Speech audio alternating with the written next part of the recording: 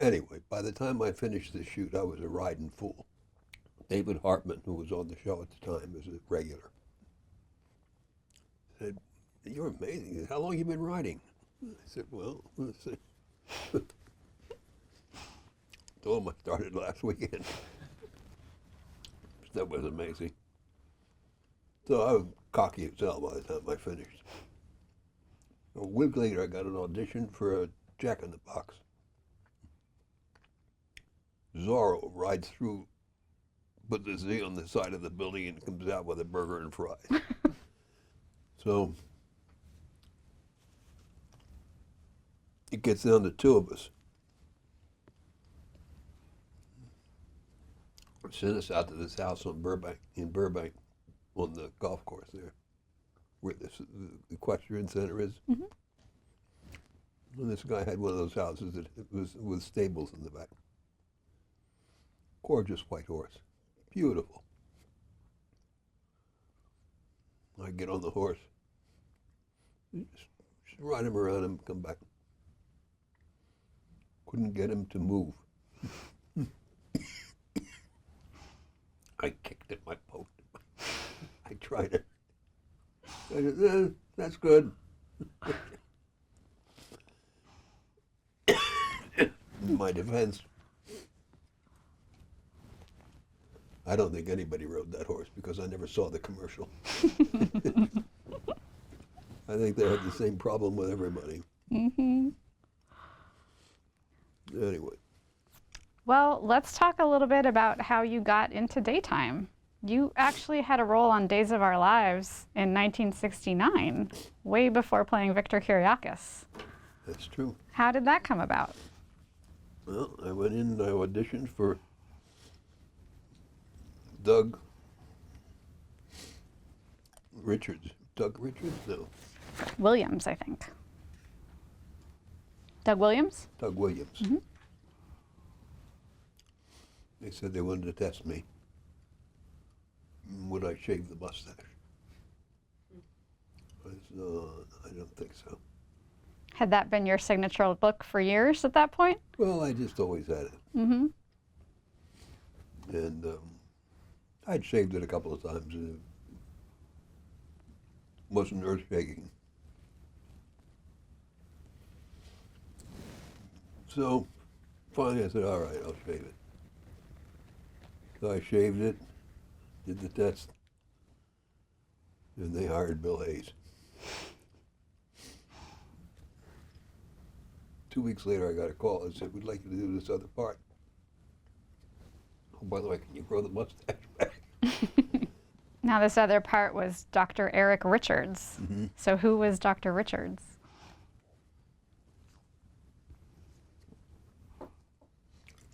Dr. Richards was a prison doctor, and Bill Horton went to prison. Now, Bill Horton was one of the Horton family. He was one of the mainstays of the show. Wonderful old Dr. Bill. Well, from my point of view, I had to fight my way through medical school, and he had everything handed to him, and I didn't like him. And I treated him like crap. Got attacked to the supermarket once by a lady with an umbrella. How dare you be so mean to Dr. Bill? He's never hurt anybody in his life. You're an awful man. Now, who was running the show at that time? This is 1969. Yeah. Betty Corday was still around. Who was running it? Al Rabin was the director. And how were the two of them? And the executive producer. Mm. Did you have much interaction with him then? Yeah, he was on the set every day. Mm-hmm.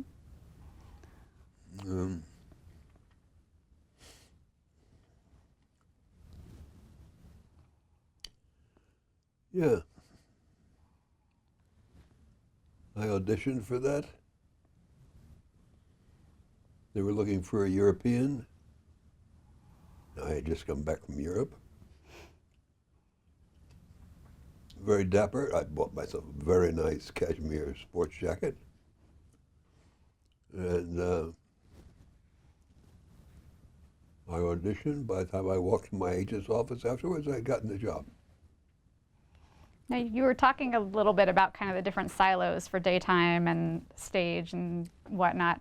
How did you feel about working in daytime at that point? The way I auditioned, is that this one? No, that was Love of Life. When I auditioned for Love of Life,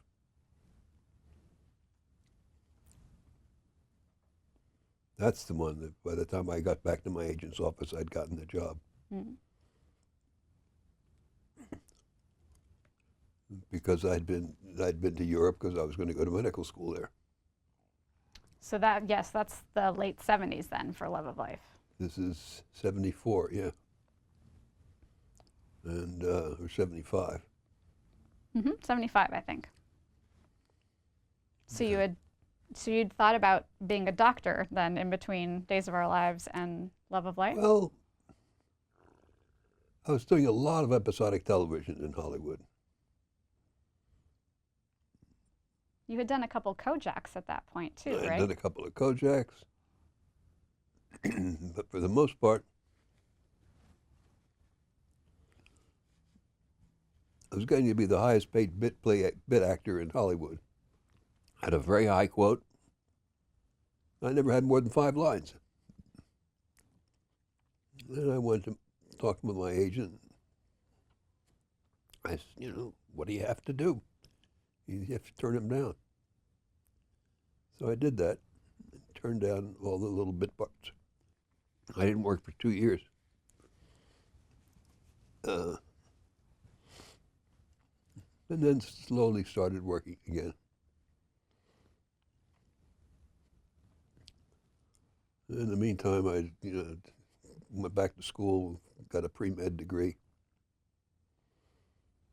I was going to go to school in, this is when Guadalajara was big. Medical schools like Grenada, were the one that we invaded. Was a medical school there too, Americans. Kids would go down to, like they'd go to Guadalajara to the university, and they'd get admitted. And they told me, a friend of mine went down and checked it out, and he came back and he says, all you got to do is get any stationery that has the university's name on it and say, John Aniston has fulfilled all the requirements for a pre-med degree. And they'll give it to you. They'll let you in. They won't let you out. So I figured if I did this, it would cost me about $75,000. And 4 years in Mexico. I said, wait a minute. I was born in Greece. Higher education is free in Greece. I can go to school there for nothing. Why should I pay them $65,000 to go to school? So I called my sister, who was living there, and she looked into it. And she said, there's a 3-man admissions board at the university for medical school. One of the 3 men is your first cousin. So everything was all set. Sold the house in California, sold the cars, went cross country in a train, and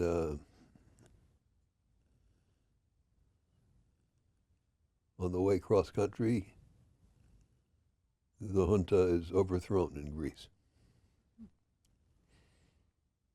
Primarily because of the rioting college students who were teed off because they were letting foreigners into the school and turning down Greeks. because it was prestigious to have a lot of foreigners in your graduate schools. And the Greeks didn't have any money. So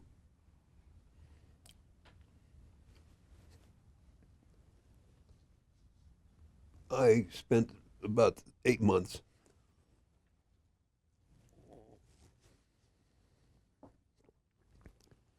and I went, and my family knows a lot of people in Greece. I went clear up to the prime minister. And he said, no, maybe next year. It's too hot a topic right now. So I said, well, it's time to go back to work.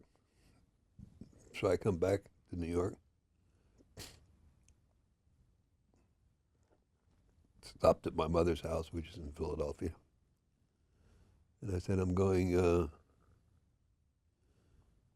we're going back to California.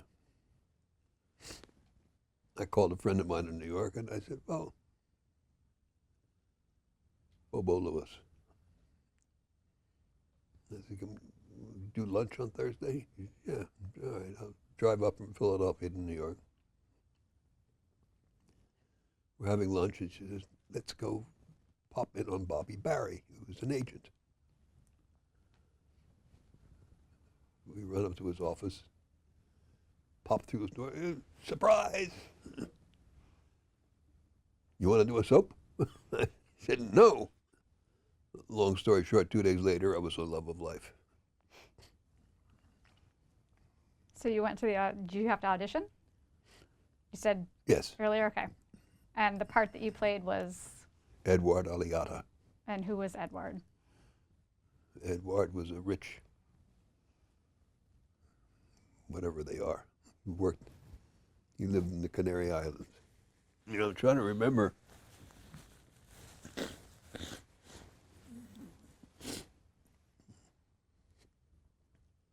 Who he had relationships with besides the one that I ended up marrying. I think he was originally one of Meg's husbands, I think. Tootie Wiggins? Tootie Wiggins, Mhm. yeah. Rest her soul. Yeah. And I think he was stepfather to a couple people. Was Christopher Reeve one of your stepsons? He on was the show? yes, he was my stepson. So you talked a little bit about him kind of and his other plans, but what was he like to work with on set? Oh, Chris was great. He's a big galoot. He was a nice kid. Did you guys play pranks on each other or anything like that? No, we played poker, actually. Nice. We had a weekly poker game Chris was part of. Chris and God, most all those people are dead now. I think Roy Windsor was the creator of that. Did you work closely with him? No, he was long gone. Oh, by that point? Yeah. Mm-hmm. And you actually met your real life wife on the show, Yep. Sherry. Mm-hmm. Tell us a little bit about meeting and working with her. Couldn't stand each other. Really? Well, she thought I was, because I did the show with an accent, and she thought I was a foreigner. Good old Kansas girl. Could you give us a little sample of the accent that you used? No, It was a European accent? it was Spanish, Spanish. like Fernando Lamas. It's more important to look good than to feel good. Yeah.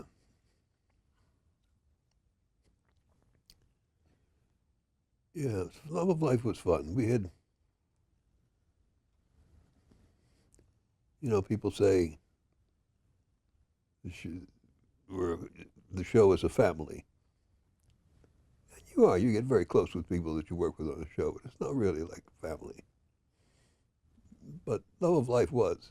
I mean, we used to party on weekends. We'd go, we'd have a regular weekly poker game. How long was the show when you were on it? Was it a full hour at that time? No, it was never a full hour. It was a half hour. So what was your production schedule like? Used to be live, and went from live to tape. But Larry Auerbach, who was the director of the show and directed all of them when I first started, and they finally said to him, Larry, you can't do that. What happens if you get sick? We got nobody that knows the show. You got to have somebody doing. So he said, all right, the Friday show somebody else can do. And yeah. So Larry, what were we talking about before that? The schedule, it was a 30-minute Oh. live at first. Larry still shot it like it was a live show. We had a tape schedule from 1 to 1:30, I think was tape. And at 1:35 you could make an appointment and know you could keep it. Never went over. I left Love of Life and went on to Search for Tomorrow. Never, ever got out on schedule. Ever, ever, ever, ever. Because they'd be doing dress rehearsal and the executive producer would be sitting there crocheting or knitting or whatever she was doing. And then they'd start taping and she'd say, no, that's no good. Well, she did that with Larry. And she said, no, that's no good. He said, too late, take two. And he said, don't stop me while I'm taping a show. That's what dress rehearsal's for. Where were you in dress rehearsal? Needless to say, he didn't come back. Now, when you were on Love of Life, too, you were actually on the first ever cover of Soap Opera Digest. Soap Opera Digest, yes. So talk about that. Was that We were the oldest show, so I think that's how we got chosen. And there were about 6 of us on the cover. Was that kind of the first big press interview that you had done? Oh, because a lot of the magazines, Screen magazine, Silver Screen, and they were all in transition then. They were fading. They were all in trouble. And several of them converted to daytime. So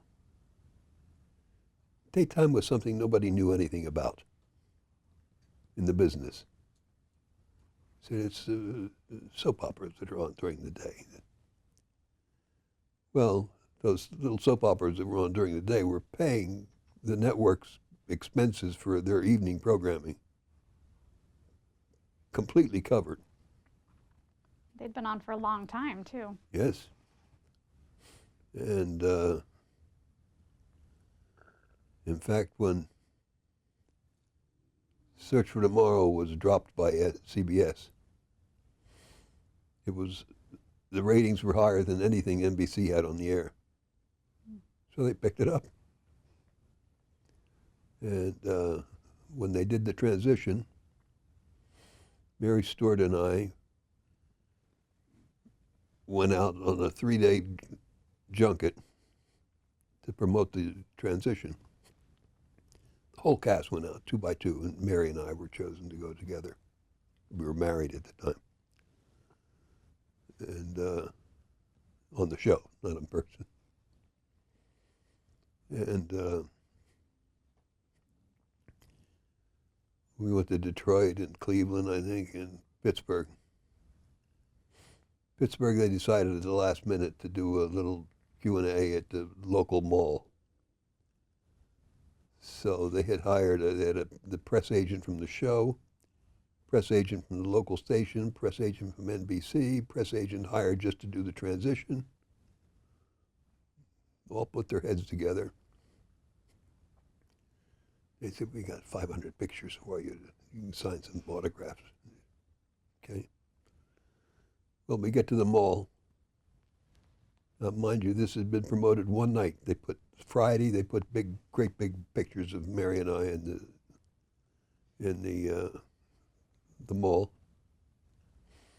And the next day, 2 o'clock in the afternoon, they helicoptered us over there. Well, we go out to the mall. There's about 4,000 people there. The mall is just jammed. Wow. And their chins are lying on the floor. I said, Why are you surprised? Don't you know what's going on in daytime? They said, yeah, but they were just flabbergasted. That's how much they understood daytime. Another example.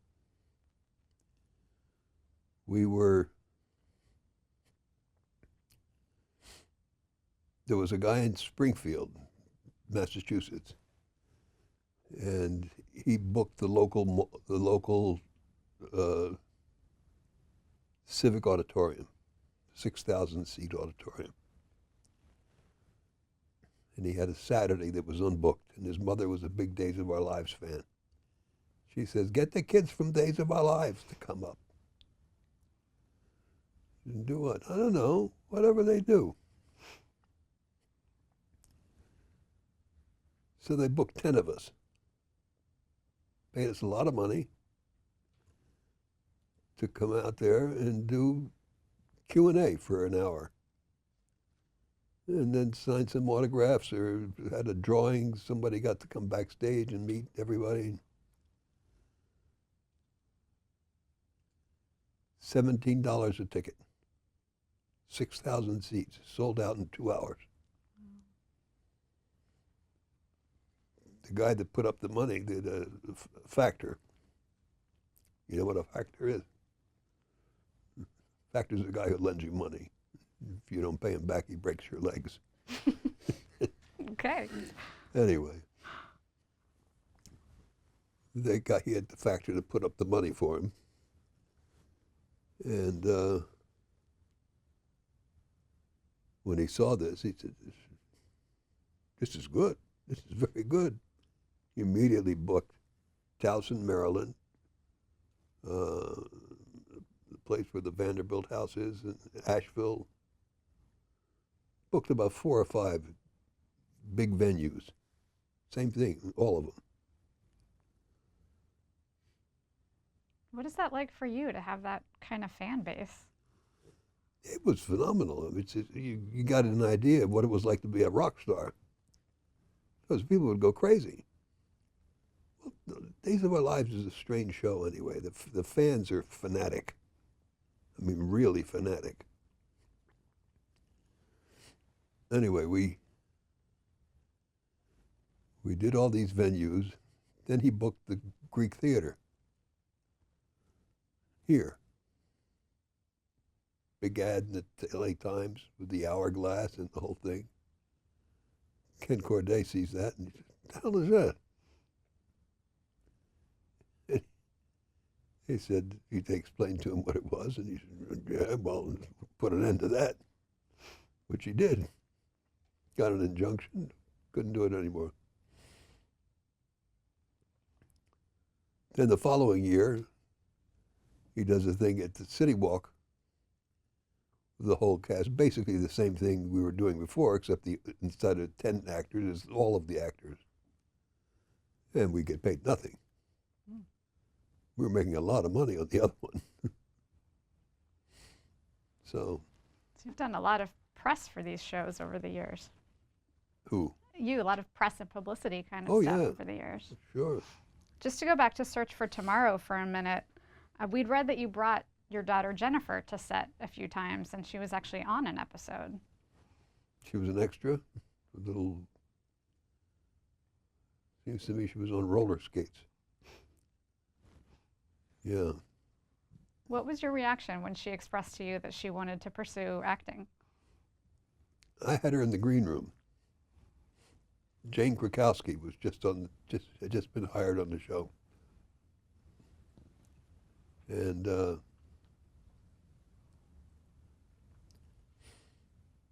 I finished the show,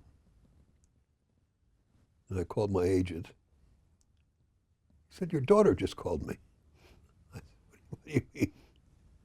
She wants me to get her an audition for a movie. I said, really? She was in the green room with Jane Krakowski, and Jane was telling her about this audition she had. And so she called my agent. She wasn't signed with my agent, but she knew it. Self-starter. Yeah. So that's when I knew that she wanted to be in show business. Yeah. Did you offer any advice or were you supportive right away? No. I told her, you don't want to be in show business. Show business stinks.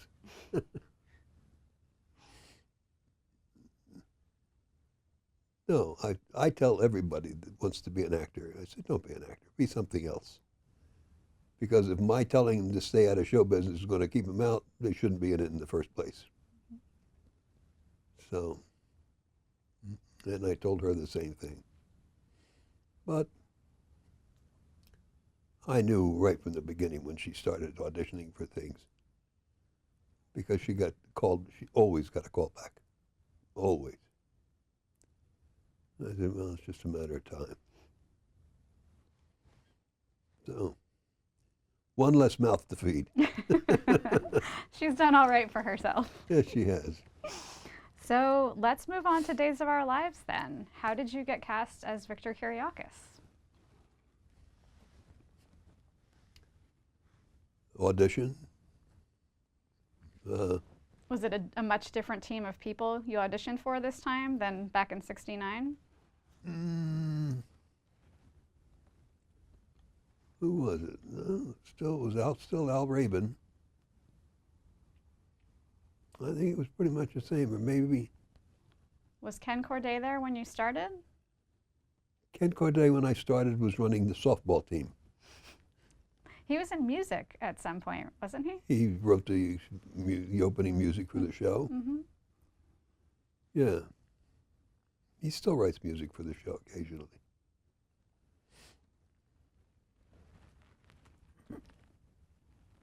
Yeah. So you auditioned for Victor. What were you told about the role, or how was it described to you? International crime boss. Was that appealing? Sure. You can do whatever you want to people. Everything that everybody wants to do but can't do, you can do. You punish your enemies and reward your friends. So what's not to like? So for soap operas, did you sign an annual contract, or what kind of contract would you have? The basic contracts were 2 years, I think. Mm-hmm. Yeah. And at that point, were you living in Los Angeles in 1985? So you had moved out already? I had moved out here in '84. Okay. For a specific role at that point, or just? No, I'd gotten written off of Search for Tomorrow. And I'm not sure we talked about your character. Who was your character on Search for Tomorrow? Edward. Or was that Martin? I think that was Martin Turner. Martin Turner. And who was Martin Turner? Another rich guy. I'm sensing a theme here. His claim to fame is he's the only husband that Mary Stuart had that didn't die. All right. All of her husbands died. It's like recently, on days when my ex-wives tried to kill me, and Which one? oh, I can't tell you that. Oh, it's a current storyline? Ooh, juicy. But what was the line?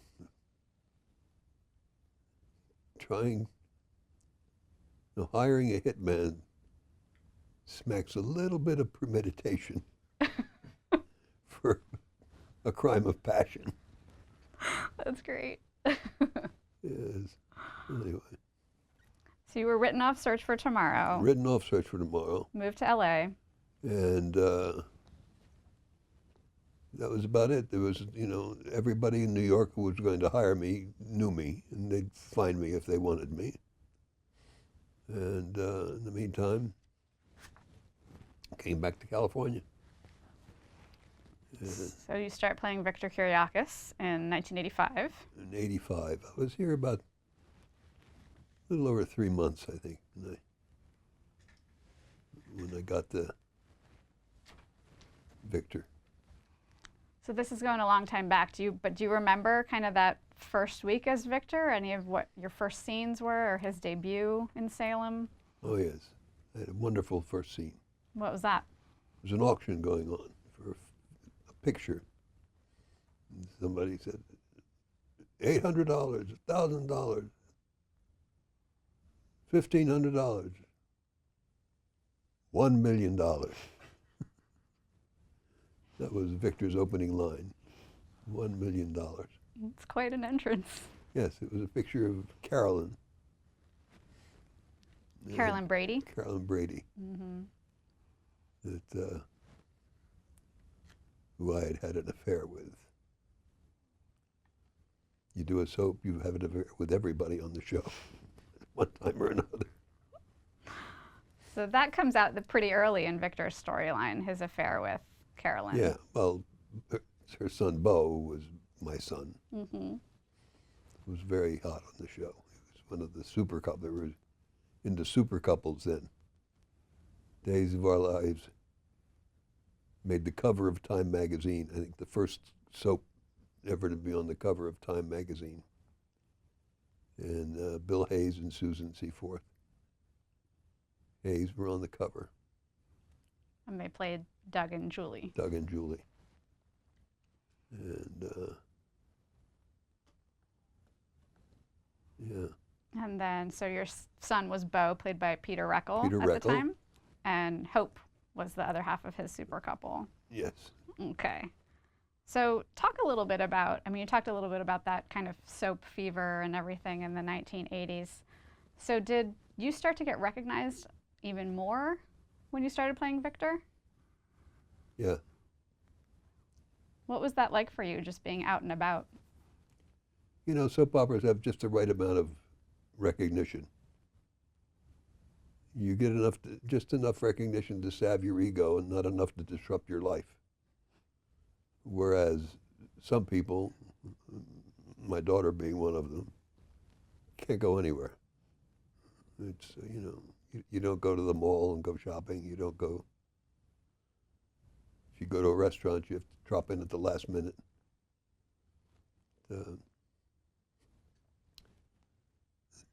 The difference between Search for Tomorrow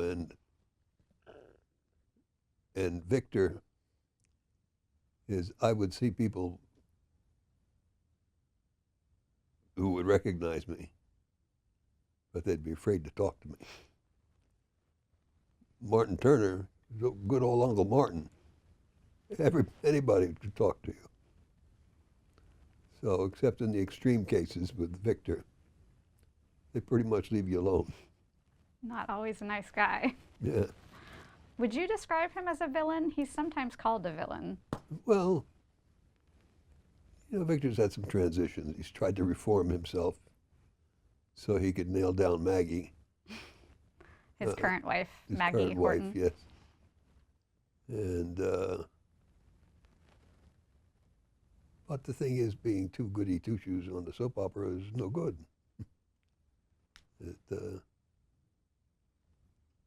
So you got to mix it up a little bit. Do you like playing his more evil side better than his softer side? Of course. It's a lot more fun. Have you had any input in Victor's character over the years with the writers? No, they've been doing pretty good, actually. I've had 5 wives. All 5 of them tried to kill me. That says something about him. Now, Victor is Greek as well, right? Yes. Did you ever kind of help build his backstory in that way, or? Well, maybe there's actually a town in Greece called Kyriakis. Why they didn't use that as the background, I don't know. But yeah, when we shot there, we shot in Nafplion, which is down in the Peloponnese. That was for Justin and Adrian's wedding? Adrian's wedding, yeah. Mm-hmm. Days was kind of known for a lot of location shooting in the 1980s. Is that something you liked, being out of the studio? Oh, yeah. I mean, when I first started on the show, we went to Greece, we went to Florida, we went to New York, into Miami. A lot of location stuff. Mm-hmm. Yeah, no more Why do you think that is? Money. money. Yeah, Budgets have changed over the years. budgets have changed tremendously. Yeah, well, you got a cast with 30 actors in it, 30 regulars, plus all the other actors that you have to hire. And you have to pay for it in a 1-hour show. So you compare that with a game show where they get the hosts, and the prizes cost them the salary of 2 actors in a soap opera. So, yeah, it's strictly money. We had touched on production a little bit earlier, but how far in advance do you typically get scripts for an episode? This show is we're 6 months ahead, Oh, wow. and generally we get a script a couple of weeks. Depends on, like anything else, how fast can you type?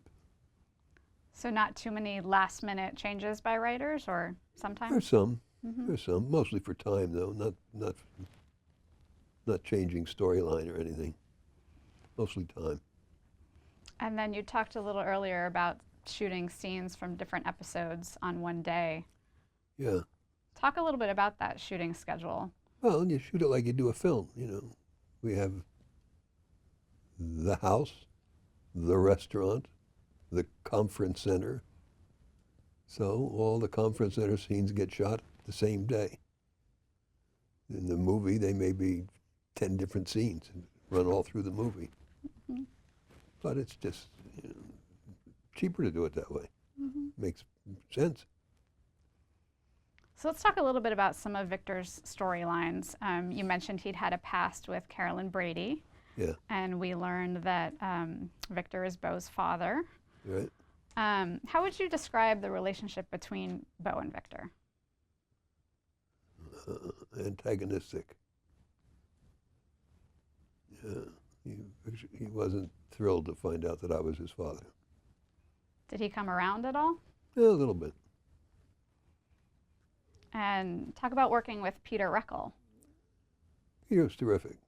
I'm very lucky on this show. All the people that I've had to work with, the women are phenomenal.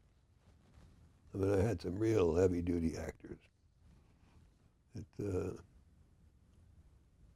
Starting with Deborah Adair.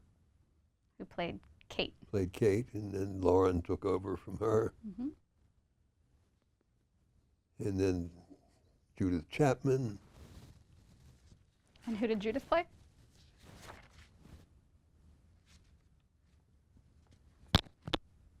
Who did she play? Angelica? Oh, yeah. Devereaux. Angelica Devereaux? Angelica Devereaux, I think, yeah. Yep. Because she was back again recently playing somebody else. Mm.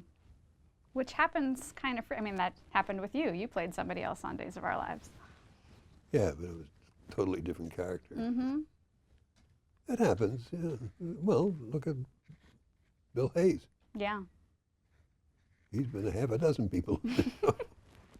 What is that like for you? Like with Beau, Robert Kelker Kelly came in and played Beau at some point too. What is that like for you when a new actor comes in? Well, we were sitting around the other day talking about this one character. I said, well, who's her father? We know that Maggie's her mother. Who's her father? I don't know. Somebody. Finally, we find out who's her father. Well, when did that happen? I don't. It's so. What do you call it? Like it's a little murky. You just invent the backstory when it works. You just got so many people doing so many other people. After a while, you need a score sheet to keep track of all of them. Yep. One of the famous storylines on Days of Our Lives was the Cruise of Deception in Yes. 1990. What do you recall about shooting that? Being cold and having shriveled up fingers So you were in like a water tank. in water all day Yeah. for several days. Not fun. Well, somebody told them that there was a swimming pool in the stage. And they said, really? It's like when I was in the Navy, we got a new intelligence officer. And I was showing him around. We had a safe, walk-in safe. And there was some wiretapping equipment in there. He said, what are those? I said, they're wiretaps. Really? And I could see the glint in his eye, almost glazed over. Needless to say, he got in trouble. Now, Victor has 2 other children, Isabella Toscana, who Right. actually learned she was Victor's daughter on the Cruise of Deception or during that time. She did. I think it was around that time, yeah. And then Philip, who's Kate is Philip's mother, I believe. Yes, but he was carried By Vivian. By Vivian. Yes, in true soap opera fashion. Yes. So talk a little bit about Victor as a family man and as a father. Are those priorities for him? No. Terrible father. What are his priorities? The family, the business, even if it's, he advises them even if they don't want it.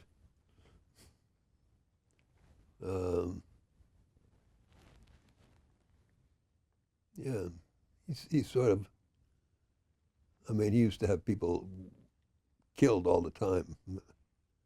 I mean, I had Steve Nichols, was when he first came on the show, was a hitman for me.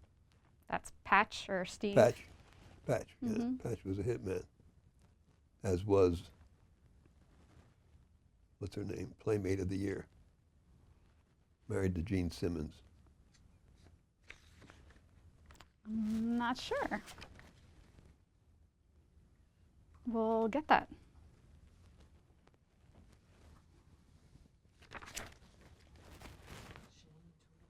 Shannon Tweed, right? Yeah. Shannon was a hitman, or a hit woman. Hit woman. But he's toned down a lot from that. He doesn't do things like that anymore. And you said part of that is because of his relationship with Maggie? Yeah, pretty much. He's, getting older, trying to. It's like what's his name? Who wrote the biography on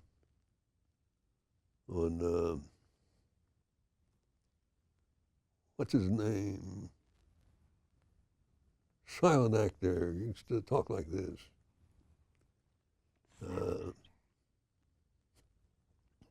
William Bill. Oh, the Thin Man. No.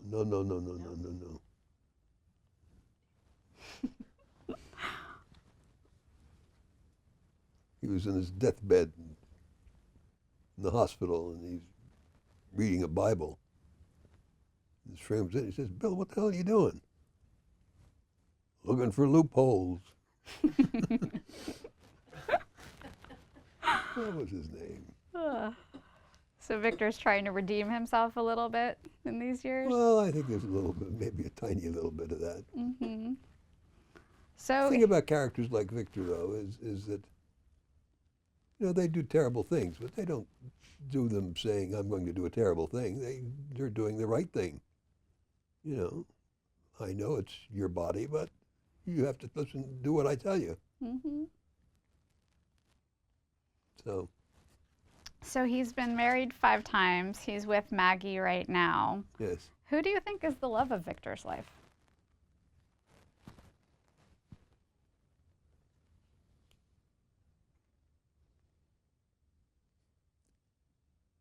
Well,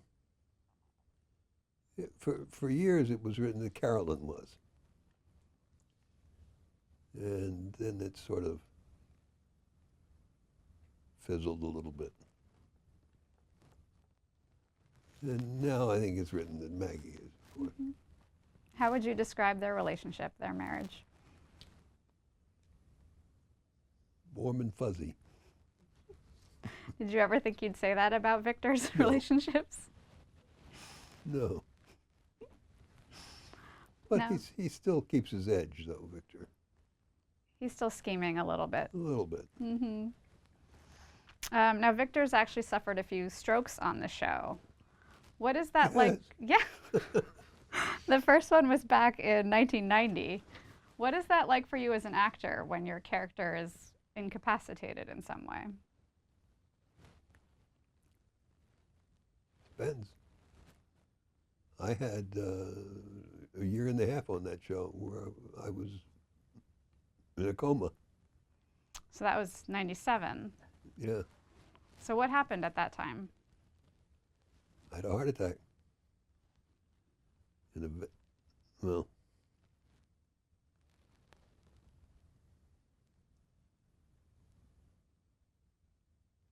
Victor was being outsmarted by an 18-year-old girl on the show. It's a character who the police and Interpol and everybody else has been after for years and couldn't touch him. And an 18-year-old girl was outsmarting him. And I gave an interview and I said that was stupid. And 2 weeks later I was in a coma. I don't even remember if they said why. But the writer obviously took umbrage. Were you under contract at the time?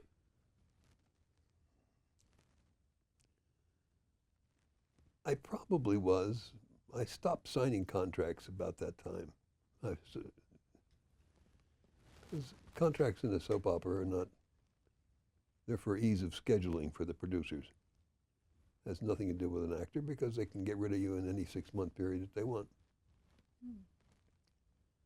So if I say I want to take a vacation in July, they say, well, we'll see if we can work it out. Whereas if you're not under contract, they say, I'm not going to be here in July. How you work it out is your problem, not mine. So I figured if they were going to use me, they were going to use me. And if they weren't, they weren't. So I'd rather have more control of it. And plus, it gave me an opportunity to do the other stuff that I did. So you did some other guest spots and things in the interim? Yeah. So then you returned to the show in 1999. Well, I never really left it. Well, I left it maybe for 6 months, 8 months. When he was in a coma? Yeah. Okay. There was a lot of background stuff in it. It was messy. Yeah. Now, Victor was killed, in quotes, killed, in 2004, or so we thought, during the whole Salem serial killer storyline. Mm-hmm. Did you know far in advance that he wouldn't actually be dead? How did that? No, you thought he was dead? No, we knew. I don't know. I knew at some point. That was the whole, they were all really alive on Malazwen, which was New Salem spelled backwards. Yeah. There were a lot of kind of supernatural storylines in the 1990s with demonic possessions and things like that. Was Victor involved with many of those storylines? No. Were you happy about that? What did you think of those storylines? I was okay with the way it was. Yeah. Now, there was another kind of big villain in town in Salem for a lot of years, Stefano DiMera. Mm-hmm. So talk a little bit about that character and Victor's relationship with him. Well, you know, they were arch enemies and everything that they said from time to time. But Joe and I never got to work together that much, and I liked working with Joe. He was fun. This is Joe Mascolo. Mascolo, yeah. And he passed away a couple years ago and Yeah, actually he left did. so shortly before that. Mm-hmm. How do you think Stefano's absence in Salem is felt by the remaining characters? Well, he's still there With, I mean, I don't know how many more children he's going to be able to have.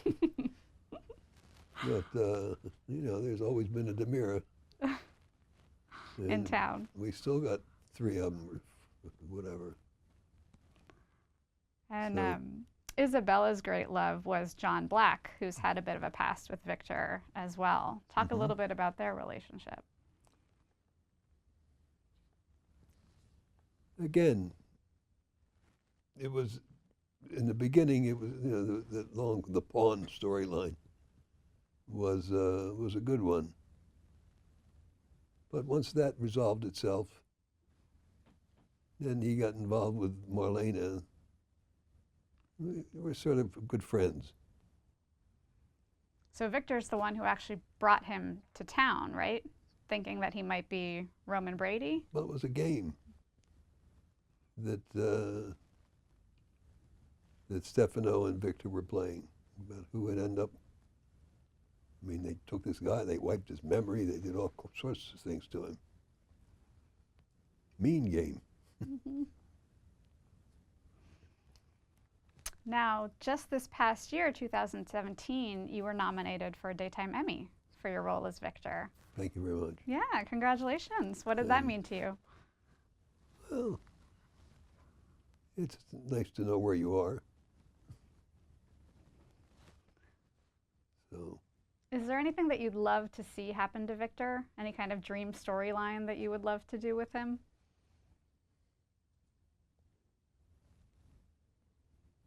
yeah. Maybe you can have a big party with all of his ex-wives. Would they try to kill him? Well, that'll be the theme of the evening. Who can kill Victor first? Yes. The only cachet is that he's also going to be trying to kill you. So if you want to play the game, sign up. That sounds like good television. Yeah. Do you ever think about retiring from the show? To do what?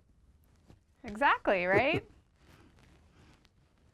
You know, I have never had any problem doing, you know, the other stuff that I've done.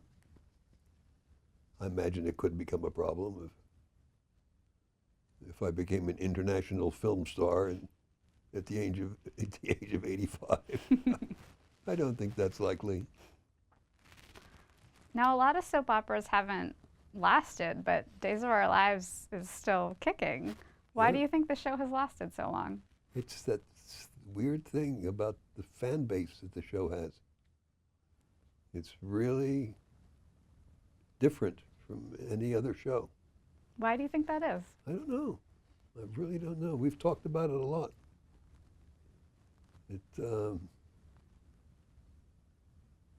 Yeah, the shows are, the fans are just rabid. Well, let's talk a little bit about the craft of acting. What is it that you like about acting? What's kept you at it this long? I don't know. It beats working for a living. I don't know. It's fun. Especially, you know, when you're doing theater. You can feel the beast. You know, every audience is different. And when you're in a play where you really control the audience, it's a lot of fun. Now, kind of process-wise, what's the first thing that you do when you get a script? I read it and I underline all of my lines.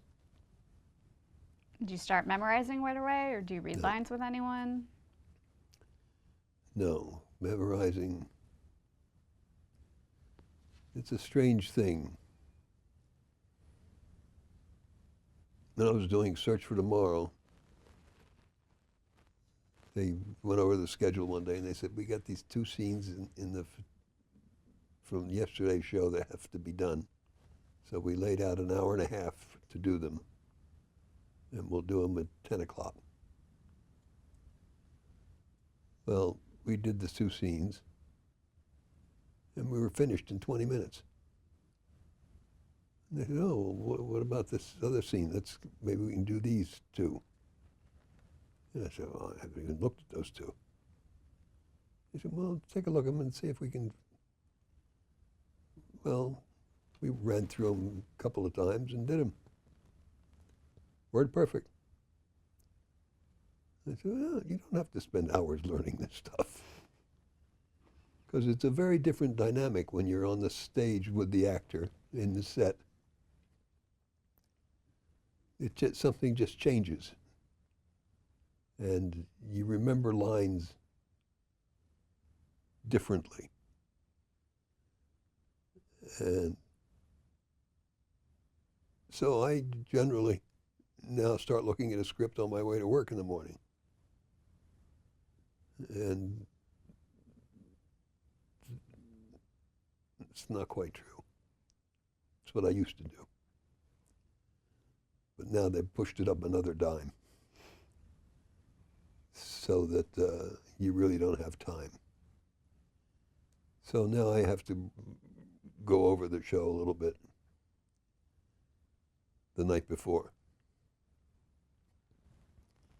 But I still, when I get to work in the morning, I have no way I could do the show because I don't have the lines learned yet. But when I do them with the other actor, they just go in so much faster.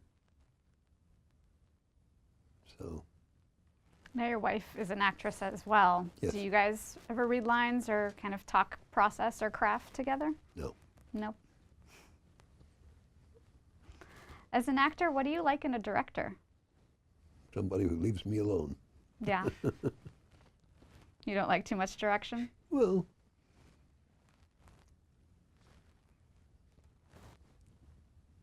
what was that line? I don't tell you how to act, don't tell me how to direct. Something like that. Mm-hmm. Yeah. Are there any directors that you've worked on or worked with on Days of Our Lives that you particularly enjoy? Oh, I like them all. We've got some good directors on the show. Yeah. Any names come to mind? I don't think I have many listed here.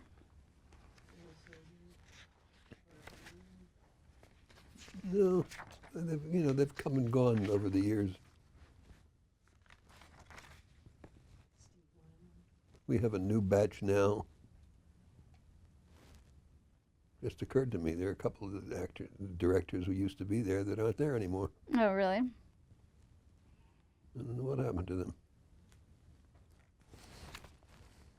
Well, let's talk a little about some of your non-soap opera work. As you mentioned, you've gone off and kind of done some other things over the years. You were actually, you had a guest role on The West Wing. Yes. In 2002. What's your memory of working on that show? West Wing. I believe you played a debate moderator. Yeah. Well, it was not much of a part. Mm-hmm. It's acting alone. Because it wasn't, the scene wasn't with any particular actor or anything. And how about your role on Mad Men in 2010? Again, I was a moderator. Yep, of the Clio Awards, I think. Yeah, something like that. Yeah, so I think you handed John Hamm his award as Don Draper. Yeah, there was a lot of intricate stuff that was make busy, or technical work. Mm-hmm. As they say, we have to do it again. We had a technical ding-dong. All right, let's take a short break then. Perfect.